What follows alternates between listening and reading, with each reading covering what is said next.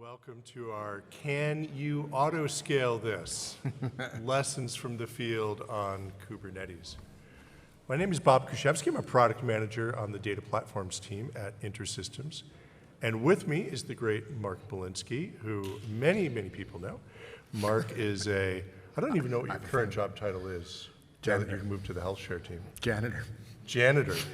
Mark is a janitor on the health share team, janitoring stuff. No, he helps people with the architecture. He's helping to containerize the health share application. That's the big project he and I work on together on a regular basis.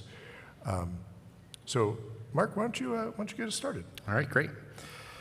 So, you heard a lot today and yesterday about containers, Kubernetes, all the cool things you can do about it. There are landmines out there that we want you to be aware of. So we're here to help you along that journey, share some of the stories we've come across, and also the lessons learned and what you can do, what you should do, and what you shouldn't do. Because there are scenarios where it doesn't make sense to do certain things. So with that, we're going to cover three things and then a demo. So as you saw this morning, Bob's awesome demo demonstrating the horizontal scaling capabilities using our HTAP benchmark. But first, I'd like to level set on some of the terminology that we come across, because often terminology gets thrown around. It sometimes lacks context and even misused at times. So we want to be careful on how the terms are used, and we all want to make sure we're talking the same language. Then we'll go over just a quick review, because there are other sessions about it, but we're going to go over what are the specific IRIS technologies around it that are IRIS-based for Kubernetes deployments. And then we'll get into meat of autoscaling. What workloads can you autoscale? Should you even consider autoscaling some of these workloads? Using the latest InterSystems Kubernetes Operator, or IKO. We're going to talk about some things that are upcoming. I think it was 3.6. Yes. And then we'll tie it all together, doing a little bit of a deeper dive on the demo that Bob did earlier this morning. If you do have questions, I think we can take them real time if you want, but if we start going too deep, we may push you off and either have it at the end or follow up with a separate session afterwards. So let's cover some of the terminologies and common terms. So I just want to cover these four here basic ones. So just to avoid this becoming a vocabulary lesson, I just want to focus on stateful, stateless, horizontal scaling, and elastic scaling, because they're very specific on the use cases for these. So for a stateful set, it's just the name it implies. There's a pod. It needs to retain data and storage beyond its lifespan. Startup shutdown, you want the data to still be there if the pod gets shut down. This is accomplished using persistent volume claims, or PVCs, along with their persistent volumes and storage classes above it. This is where you'll have your durable iris.dat files, transaction volumes, the write image journal file. There may be conditions or events where you want to interrupt the pod shut down before an IRIS container stops. This can be accomplished with lifecycle hooks. We'll talk a bit more about lifecycle hooks later in this session and how they can be applied. And then there's the stateless. So a stateless container is or a pod does not have any permanent storage with it, meaning that if the container is shut down, it doesn't need the transient data that may have been generated within it, if there's any at all. And upon restart, it's a complete fresh slate. You want to make sure that your application is written to support that kind of model. For example, this is a common mistake for example, IRIS interoperability workload is not a stateless type of workload. It's a stateful workload because of all the message durability guarantees we provide and the queuing mechanisms. And then we have the third one here is horizontal scale. This simply means that the ability to increase the number of pods and the number of Kubernetes nodes, if necessary, to distribute a workload among more pods and physical resources for your planned operation. This is commonly referred to as scaling out. Because you'll sometimes hear, oh, I want to scale out or scale up and whatnot. So this is actually scaling out where we're adding more of these components in a horizontal fashion. In most situations, planned horizontal scaling is more of a longer-term event and done based on proactive monitoring and capacity planning. These can potentially be stateful pods, but care needs to be taken, and we'll go into detail as to exactly what that is. And if you have a certain specific scenario you want to consider, again, please feel free to reach out to Bob or myself. We'd certainly help you walk through those.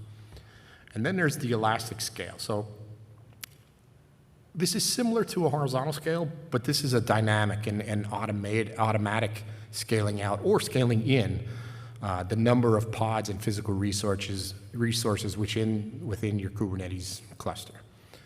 Scaling is metric driven, such as CPU utilization, number of connections, latency, so on and so forth. You can use your application profiles within it or transaction workloads to also manipulate these scaling factors. In most cases, it's only used on the stateless pods to proactively adjust out or in the number of resources deployments based on your transaction fluctuation. And again, and I'll caveat this with stateful sets could potentially be elastically scaled, but this would need to leverage those lifecycle hooks I mentioned earlier and potentially dump any persistent data to an alternate location if the data needs to be accessed when the pod itself is not running. For example, any audit data, logs, or any other transactional information that you might need to retain from something that is stateful but treated as a stateless type of scenario. So now that we got the vocabulary out of the way and we're on the same footing, so we're going to turn now to how InterSystem integrates with Kubernetes by simplifying it using our IKO or our Kubernetes operator. So stateful sets are most common deployments with IRIS in general. Typically, this is the core of any IRIS data platform deployment, providing enterprise-grade data persistence, transactional integrity, interop, and so on. Typically, a stateful set is consistent of a mirror pair of an IRIS instances in separate pods, and you'll have scheduling policies in place to provide an anti-affinity scheduling rule, so that way both mirror pods aren't deployed on the same physical server. You lose that one server, you end up losing both nodes in the mirror pair, and that would be bad. Unlike mirroring of a traditional VM, for those that may be familiar with our mirroring technology today, whether it's on bare metal, VMs, EC2 instances in AWS, the mirroring VIP is handled differently by using service names, ingress controllers, and pod labels for a very robust mirroring VIP-like capability. All of this is which is handled by our IKO operator. So no longer do you have to worry about creating and assigning a separate VIP for these things. The IKO will take care of that for you. So on the previous slide, I mentioned IKO. And what IKO provide is automation. So an operator simplifies complex deployments, operations management of a Kubernetes IRIS stateful set deployment. I'll get into stateless type workloads in a minute. Things such as creating the persistent volumes and claims for their respective pods, instantiating the mirror configuration, handling inbound traffic, and making sure it's direct to the appropriate mirror member.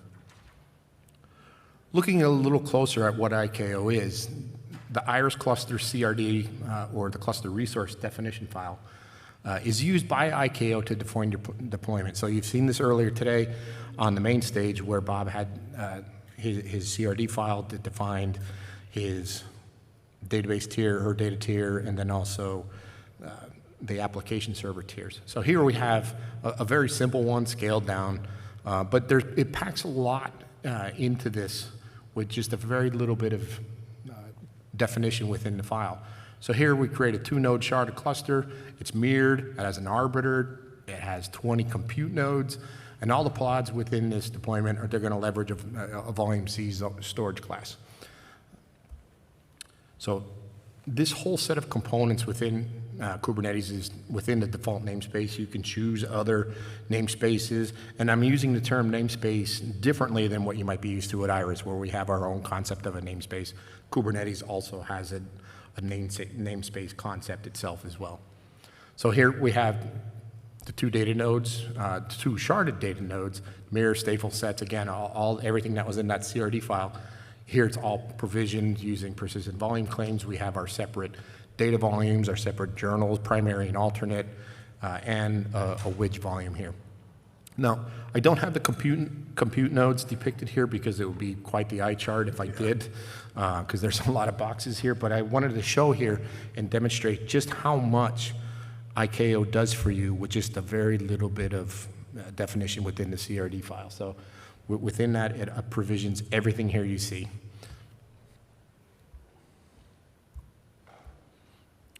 So now that I pretty much thoroughly saturated you with stateful sets and data durability, we're going to shift gears and start talking about scaling up and down and in and out, two different concepts.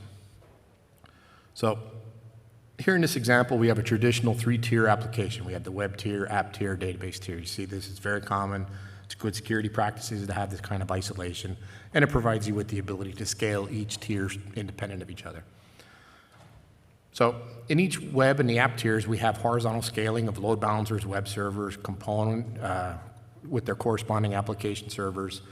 I do highly recommend that you take and use a one-to-one relationship between the web and the app server, just for the sake of simplicity and predictable scaling, especially since the web gateway itself is traditionally very lightweight, pass-through workload, and the web server itself really doesn't do anything all that significant. Your application may vary, but it's generally a good rule. There is a new feature in IKO that specifically does what's called using a sidecar container.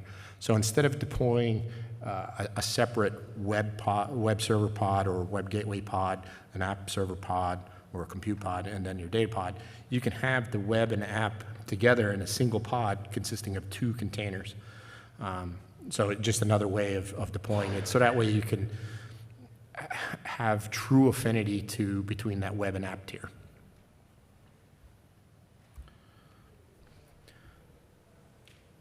So on that previous slide, you saw those HPA icons. So here I don't know if you can see them here all that well. They're kind of small, and again, an eye chart. So within the web tier on the bottom with the yellow boxes, you'll see this little HPA icon within it. What that means is it's a horizontal pod autoscaling. This is a term used within Kubernetes itself. The HPA is influenced also by our IKO starting with 3.6 as the replica set, known here again as the RS within the, actually, so there's the HPA, there's the replica set. There you go. I knew it was in there. So this orchestration of defining the HPA and the replica set, again, is all handled by IKO with just a few entries in the CRD file. Because, again, the web and the app gateways are stateless, we can scale these out when demand needs. You scale them back in when the demand fades. So, and you're going to see this with all of them in these different scenarios. Yes, you can auto-scale this scenario. So now let's walk through what happens when you try using HPA with a stateful set. So we'll go back to our coffee store example. This app server is talking to a database. That's great when our store started, but hey, coffee's popular and they're growing. We used HPA to add more app servers, but the holidays are coming. There's only one database server and the load is going up, so it's time to scale. So now if we decided to do this, I'm not saying it's a good or bad idea yet, and we'll discuss that. To find out. So using HPA, it scales out another stateful set in the DB tier. So now we have a new pod, new persistent volumes are created, but the question is, how does your app know to talk to this other database server now? What will queries do? Forget sharding for the moment because we're not talking a sharded deployment. That's a different scenario. But we decided to try horizontal scaling on my database tier, and it really didn't do much for us. say, for example, it did actually somehow put some data there. So now, let's say that the holiday rush is past. We now reduce the number of servers. Now that pod's deleted. Okay, the volume isn't, although we can manually go behind and clean up some things. So now the question is, what does your app server do to access that data? It may have processed and put on that other data node that's no longer accessible. The persistent volume claim's there, but there's no way to reach it. So in this scenario, now you really don't want to auto-scale the database tier in this scenario. So what can we do when we need more resources for a stateful set workload within Kubernetes? In the world of databases, there's pretty much a long tradition of just scaling up. Basically, buy a bigger box, throw more CPUs at it, increase your VM, whatever. But unfortunately, scaling up means restarting your pod, which means your data is unavailable for how long it takes for that to happen. But with InterSystems IRIS and IKO, this can now be transparent to the users, especially when you're using an app server tier with ECP. You simply increases the resources defined to the stateful set within the pod template, trigger a mirror failover. The app server tier or the ECP clients will simply momentarily pause, waiting for the mirror failover to complete, and then it'll continue on. So you don't lose context and operational position, if you will, of your user or your transaction. There's just a slight pause while that's happening. So we can vertically scale the database set. So in this scenario, we'll go back to our coffee store example. The app server is talking to the database. It's great. Our store started again, but we're still growing. We used HPA. We gained more app servers, web servers. But again, there's only one database server, so it's time to scale. But this time using VPA, which is our vertical pod autoscaler. It scales up the stateful set. The pod template is updated and applied. Mirror failover preserves the ECP client states. And the database server just resumes as it was before, leaving all the active pods in place. There's no impact to storage. There's no orphan PVCs.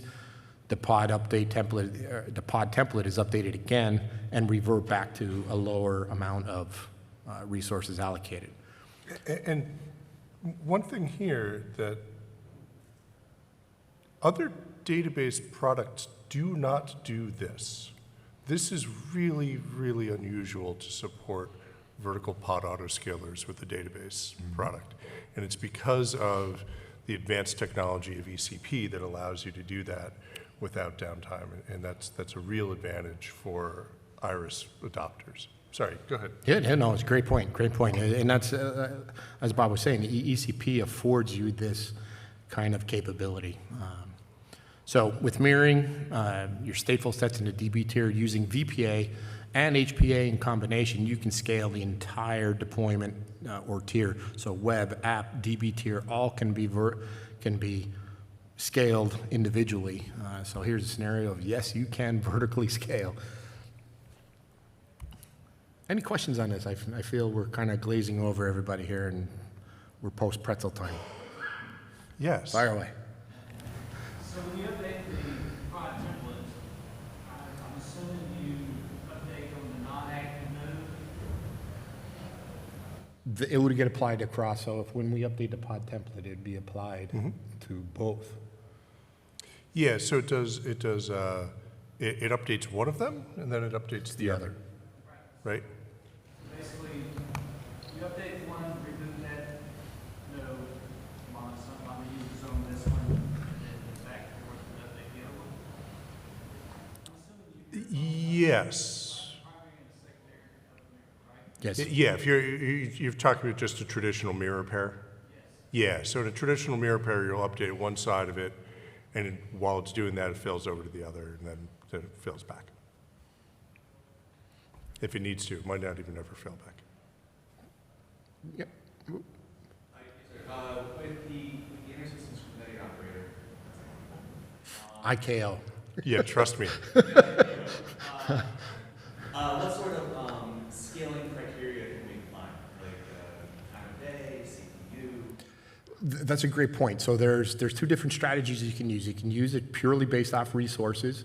You could also do it predictively based off time of day. So if you know your workload is very predictable, that's a typical 8 to 5 type workload, you can have it preemptively do it ahead of time as well. So that way it's already pre-staged, it's there, it's waiting. You don't have to wait to trip up a trigger to force auto-scaling to happen. So in the, I don't want to steal too much of Bob's thunder, but in the example we had this morning, where you start with 1, you have a minimum of 1, maximum of an 8, you don't have to adhere to that if you don't want to. You can say, well, I want to predictively scale this separately. Say, all right, at 8 a.m., I want to go to 4 immediately. I still might want to have that headroom to go to 8, but I'm going to start with 4 right now and go forward. But you can use other metrics beyond CPU. Yeah, anything that ends up in the metrics API. So that's anything coming from Kubernetes. So that'll be CPU and memory. You could also do it based on network throughput, which I think would be a tough thing to figure out how to do right. But you could also, anything coming from the IRIS metrics API. So number of users logged in, SQL queries, SQL backlog, depending on what your application is, right? What your queue lengths are in interoperability, although, we have to be a little careful with what interoperability things, right? If they're stateless, you can do it. If they're stateful, not so much. Or you could write your own metric, right? I mean, it's a very extensible, the metrics API, you can just build a class and boom, that you've now created another metric to add to the metrics API. So you could scale on your own custom application code, depending on what your needs are. And I will dive a little bit more detail into what I did this morning. I promise I only have 2 more slides till the demo. So a common question we do, or even a request we get is, I want to elastically scale my interop workload. I have a big HL7, or I have an ESB type bus that you're just processing a lot of healthcare messages through it. So we usually answer that question with several questions of our own. We ask, why do you need to do that? Are you blowing by the doors of what a single instance can provide? Do you have any FIFO requirements? Do you care about message traces long term? Is there any kind of audit requirement? So with interop productions, as I mentioned earlier, there is a reliance on durable storage, a stateful set again, to provide that message durability, production pipeline guarantees, and so forth. Without that, unintended consequences can occur, especially when you scale back in. So scaling out is not the hard part. It's when you want to start taking things away, because now all of a sudden, say you have one, we'll use one interop production, and it's an HL7 interface or any kind of REST interface, SOAP, what have you. You start scaling out, things are great, maybe you've addressed the FIFO issues, you don't have a FIFO need, but now you want to scale that back in. So now what happens? You're going to lose you lose access to your message traces. Do you have things sitting in the queue yet that haven't been processed? You may have received them, but they not have been fully processed through the production pipeline itself.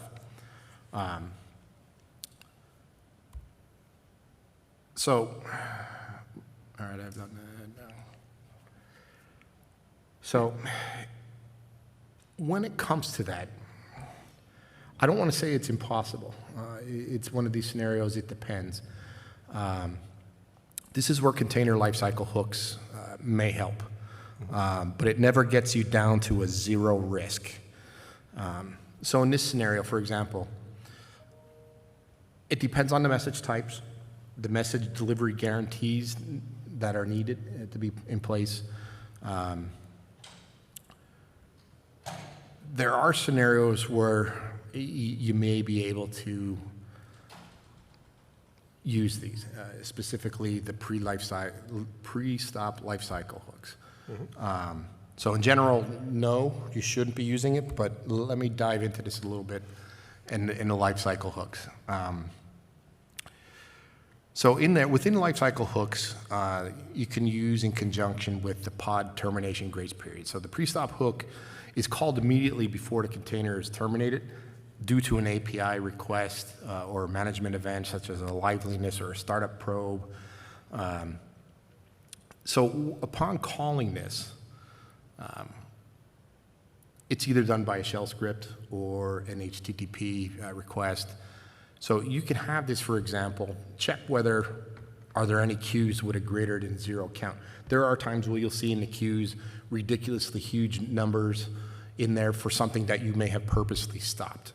So what you would have in this scenario is, okay, maybe in this script that goes through and counts, it looks at every one of the components on here. And here I have an example from one of my health share systems, and it's just walking down through the ENSQ global. And it's just checking. So what you can do is you can have check for 0 or any value greater than 0. And if it doesn't, if it encounters something that's non-zero, you can do pretty much anything you want. You can have it sleep for X amount of time. Maybe it'll drain down over a period of time. So if you say, well, okay, I checked now, it's no good. Let me check again in 15 seconds or 30 seconds. And instead of it being an infinite loop, you can have it maybe check, okay, I'm going to check for a total of 20 minutes or 30 minutes, an hour, 24 hours, what have you. But then upon that last one, you do want to be at a point because you will hit the grace period timeout, which I think max is a day. The maximum you can set is 1 day, yes. And then at that point in time, I would like I'd prefer you do that check stopping before that, so that way you can send out an alert notification saying, hey, there's something wrong with this pod. Someone needs to look at this because it may be abnormal. And it may be fine. And then at that point, the pod it'll shut down. But at least you now have a notification to say, I need to go out here and look at this because something's not normal. You can manually bring that back up, check it. Maybe there was some errors on some of the messages that came in. You can clear them out, whatnot, and then move on your merry way. But again, using these lifecycle hooks, again, it doesn't completely get rid of that risk factor and getting you down to absolutely no risk at all. So you want to be very careful, again, with these stateful sets. And again, if you have a scenario where you want to consider this, please come talk to us, and we'll guide you through it on how best to handle that. So with that, as I promised, it's demo time. All right. So, Mark, what I'm hearing from you is if you have a stateless workload, horizontal autoscaling is good. Absolutely. And if you have a stateful workload, vertical autoscaling could be an option. Yep.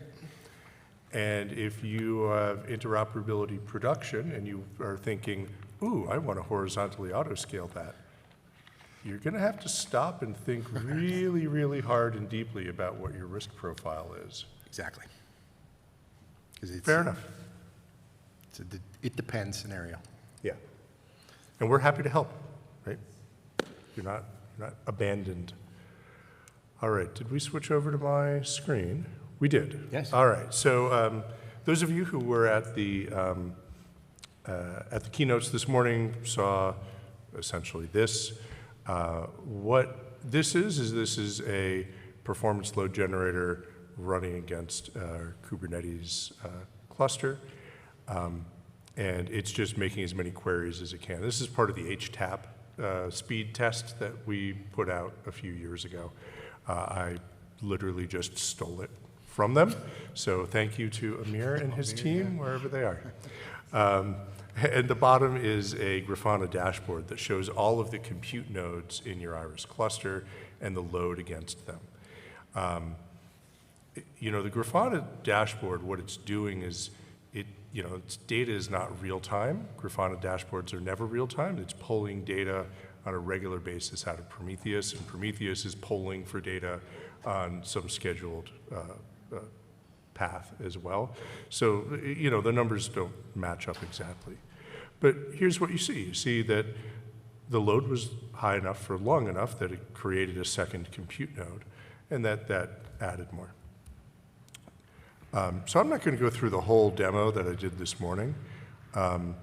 Instead, what I'm going to do, if it's all right by you, I'm just increasing the load a little bit.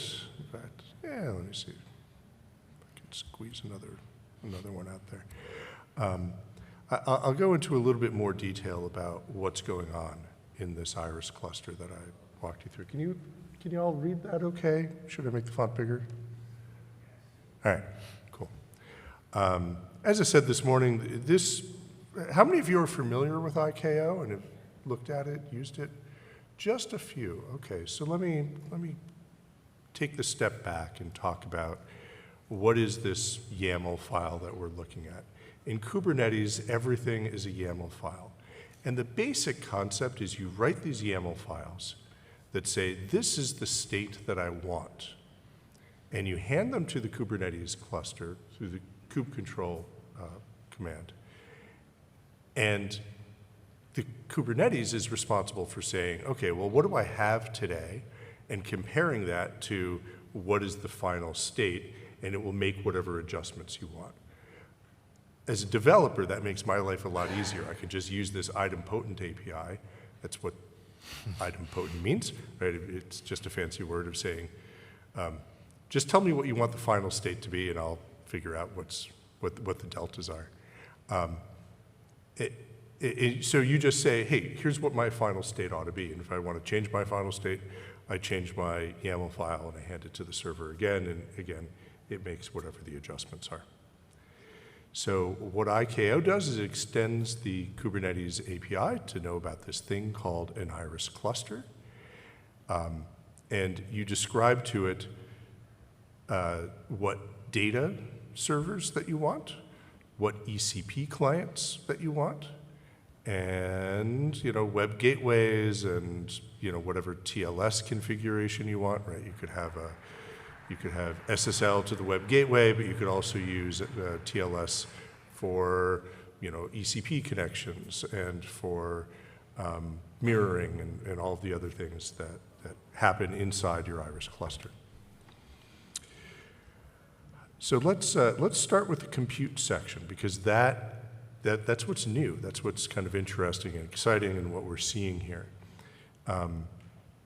The compute section, you give it an image. This is the container that you want run. So I'm running just the generic IRIS 2023.1 container. But a lot of times you'll want to say, oh, you create your own container built off of the IRIS container that has your own code on it. Right? Whatever other tools that you want, whatever the code that you want on it, you create your own container through a Docker file. The next line, ephemeral true, that is also new in IKO 3.5. What that lets you do in the compute nodes is it lets you say, hey, there is no possibility of me having persistent storage for this node, so don't worry about it, don't create any disks, and it makes it faster to spin up and spin down your compute nodes. And now this HPA section, right? I talked about this a little bit this morning, we could talk about it some more. This is a reference, the spec part is a reference to what Kubernetes calls HPA v2. In IKO 3.5, it's HPA v1, and in IKO 3.6, it'll be HPA v2. And that gives you, all these fields, right? The minimum number of replicas, maximum number of replicas. The metrics, I think someone was touching on this, right? What things should it be looking at to know whether it should scale out or scale in? In this case, I just have one metric, but you could have multiple metrics that it looks at. So this case, it's just looking at the resource, which is just a way of saying anything from the metrics API. Looking at CPU utilization, targeting 50%. 50% is a really low number. You probably aren't going to use that in production, but I've also scaled things so that things will scale up really fast because, it's a demo and Your real world, you will probably not be scaling up and scaling down, every moment of the day. You'll probably be scaling up slowly and scaling down slowly during the course of the day, right? But you could use any metric here from the metrics API. I think I mentioned this earlier, right? So you could write your own custom ones. It's really very, very flexible. And now this behavior part that I skipped over entirely this morning. The behavior part tells the horizontal pod autoscaler, hey, how fast should you scale up and scale down? So when it does notice that the compute nodes have more than 50% CPU, what should it do? Should it scale up 15 more compute nodes, or should it add one, right? And so on the scale up side, what it's saying is you should have a maximum of 6 pods scaled up in any 10-second period. That is stupidly and ridiculously fast scaling, but I needed a demo that worked in 4 minutes this morning, so deal with it. Yes? One pod for 10 seconds or all 6? A maximum of 6 pods in 10 seconds. Yeah, so in a minute, that would be 60 pods. You're not going to be doing that. Yeah.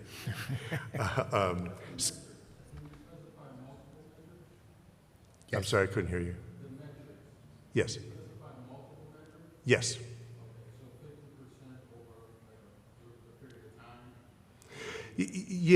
Yeah. And what's great about this part here is that it is using the Kubernetes definition. So there's lots of examples and documentation online of how to do some really, really fancy things. This is not obviously a very sophisticated algorithm. But the reality is a lot of people, the very simple needs really work best for most use cases. There's also the stabilization window. The stabilization window basically says how long back in time it should look. Should it look back? In this case, it's 10 seconds. Again, very, very, very, very short. I had a 4-minute demo. Did I mention that? Normally, it would be in the order of 3 minutes, 5 minutes, 10 minutes, right? To say, okay, look back over this period of time, and that's how long you're trying to say CPU utilization is over 50%. Over what period of time? That's what this field is what determines that. Scaling down, kind of the same types of fields. It's stabilization window and then some policies. In this case, I'm only using one policy, and it's scaled down 4 pods in any 15-second period. Hey, we've been running for a while. Let's see. Did we scale out to anything good? All right, we got 6 compute nodes running right now, and about probably 50 or 60,000, a little less, 55,000 queries per second. I don't know. But you get the idea, right? Over time, it is scaled up more, and it's scaled up more because I gave it more time, and it had all those stabilization windows and whatnot to look back upon.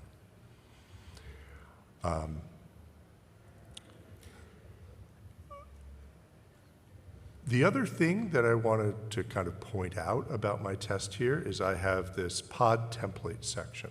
So this has been in IKO for, 2 years now. And it allows you to control resources and other things that go into the pod spec for the stateful set.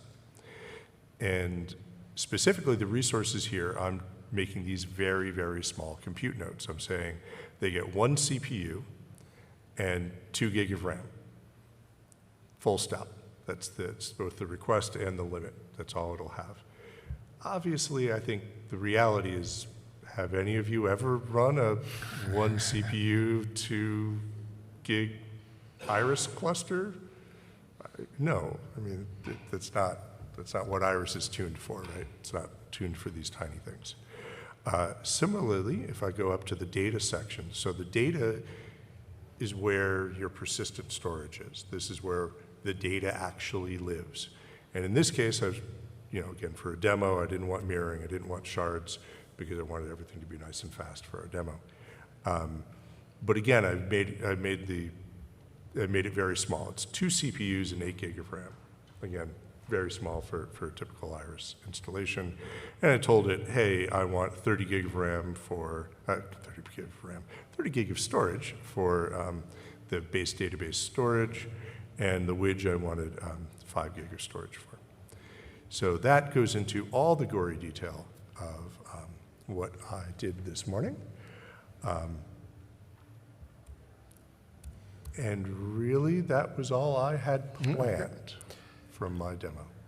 Another tip, certainly from a lesson I learned just recently, is when Bob was showing the limits, it's very important to keep note of that, especially as you start scaling out. Because what will happen if you have too large limits, especially on your extreme edge, all the way scaled out, if you don't have enough physical resources to support that, Kubernetes will start ejecting pods from the cluster. Because they'll say, well, I can't, you're asking me to do something and you want me to provision more, I can't. So it's going to start ejecting things out. There's things you can do to control it and safeguard some pods. But you really don't want to get yourself into that situation Exactly. where your database is suddenly swapped out and it's searching for another physical machine to run it on. Right. Like, that's not a good experience, right? The other reason to set your request and your limit to be the same number, other than knowing you will be on whatever physical machine you're on, full stop, is that helps with our licensing. Yes. So if you have a core-based license, that's kind of almost how you have to run it. Because otherwise we'll try to demand that you have a license for as many cores are on the physical machine, no matter how many are actually getting used by your IRIS instance, which Exactly. is almost never a fair and reasonable thing to ask you of you. Any questions All right. before we move on? Yeah. Fire. When you talk about how to stateful data pods, right? So I'm just thinking in my head, right? Is it possible that you write some kind of script, right, as it's showing, like it's taking a note out to export the I/O storage, right? And then maybe have like an archive. Let's say you only want to keep 14 days of messages data or something like that. So then you export it back and you name it for like that time, right? And then it's mounted on like some archive. Contain it and keep going. So that would be something more exotic you can do with the pre-stop hook. You can have anything in there to do whatever you want. If you wanted to push data out to some secondary archive or data repository, absolutely. So that's where it comes into that it depends scenario. So in those scenarios, anything's possible, but it's just how much engineering effort you want to put in to safeguard that. Right.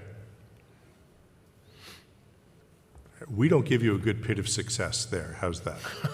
That's the analogy I always use is I'd like to help people fall into a pit of success, right? If you just do something that just go with the flow, you'll go somewhere happy. And in that particular scenario, we don't have anything built for you, so you would end up having to build that pre-stop hook that would take your data and figure out what data to push out to this other server and do the pushing and deal with. Yeah. Yeah. Yeah. Yeah. Yeah. Yeah. Yeah. It's all possible. Yeah. I'm sorry, there's a question over here. Go ahead. I just have to follow up with that. So if you have a life cycle post pre-stop, and let's say running interpretability scale, then in this case you could inherit data. Well, then it becomes a true stateful set then at that point.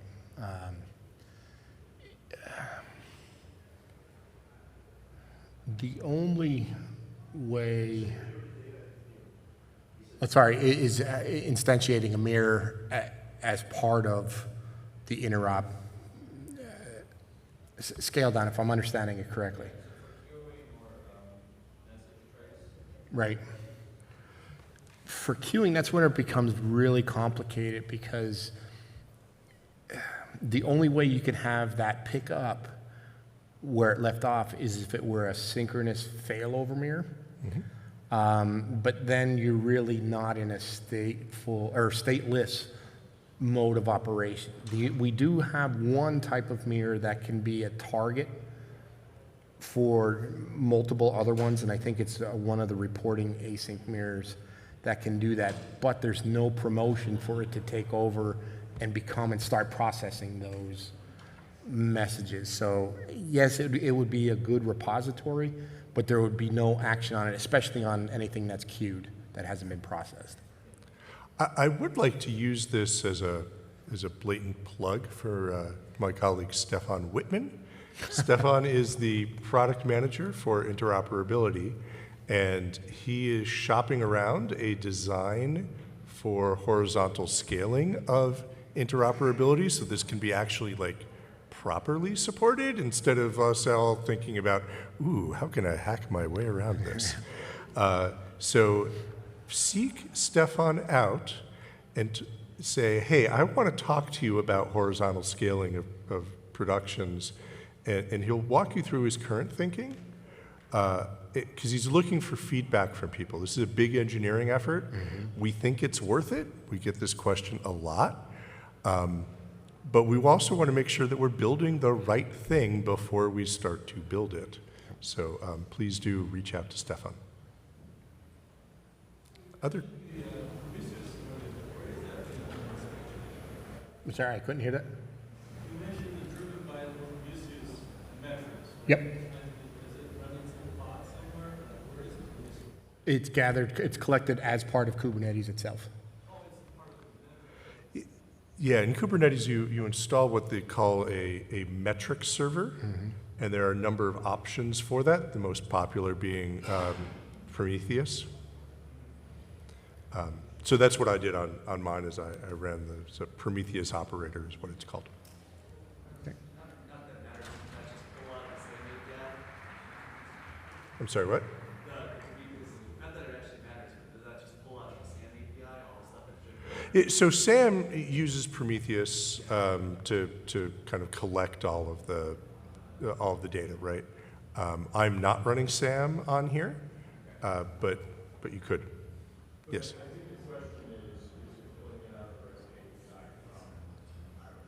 No. No, it's So- pulling from Kubernetes itself. So the CPU utilization is coming from Kubernetes itself, but you could configure it to use any API from the metrics API, any metric from the metrics API. Yes. So the vertical autoscaling, is that recently been added? No, Kubernetes has had the vertical pod autoscaler for 3-4 years now. Is it available in the IRIS cluster yet? It is not. Okay, you were just showing it as a stateful set outside of We were talking about how it's possible that you could do. Yep. But IKO doesn't have direct support for it because no customer has ever actually said, ooh, I'm actually going to use that. If you are, please let me know, and I will bump that up onto my long priority list for IKO development. So on the basis of the question, when you say shards, you're actually talking about like the iris shard? Yes. Yes. So you could add shards that more. Yep. Yeah, there's a nice feature where it'll actually redistribute your data across it. So as you autoscale a true sharded cluster, it'll rebalance your data across it and then also bring it back in. Now, it's not a fast operation, so if you have terabytes upon terabytes and you want to shrink it back down, it's going to take some time to do that. So it's not immediate because you're moving a lot of data. Right. But you can't put the data segregated by like never ends or something like that, right? You can't really do that, right? You can scale up, scale down. You can, but it's all part of the shard key, and depending on how many shards you have defined, it'll rebalance that data accordingly. I do have one other slide. Oh, We do switch you? back. Yeah, just other sessions to consider. Oh, great. So it's I a forgot we short wrote that commercial. one. Yep. So just, there's 4 sessions that I think would be very interesting that would dovetail very well with this session. So I just wanted to put these up here. So you saw a lot this morning from Scott about smart data services, source control with Git and containers, the container lifecycle itself, and understanding how that works with your app, and then working with containers and our IKO. So another simple plug for Bob and myself. If you need to get in touch with us, any questions? Send him email. I love email. And with that, that's all we got. Thank you very much. Thank you.